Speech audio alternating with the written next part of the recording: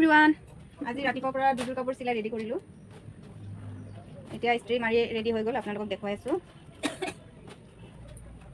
এইটো এযোৰ ৰাণী কালাৰৰ দহি দিছোঁ, ফুলটো যিহেতু ৰাণী কালাৰত আছে।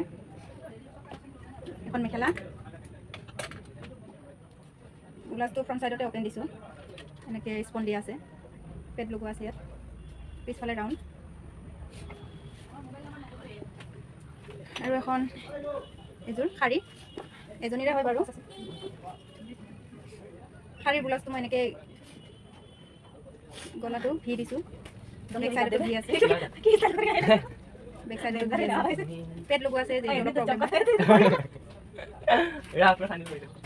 আই পালে এটা ব্লাউজ পালে সাদি যাব লাগে সাদি ৰৰা চিলাম অলপ মই বসো ৰমাই না জেল কৰি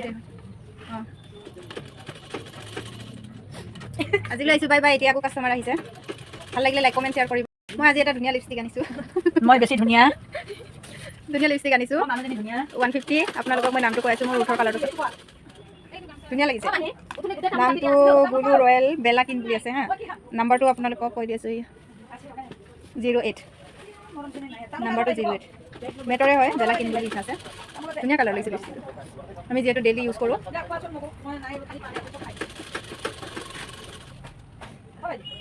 বাই বাই।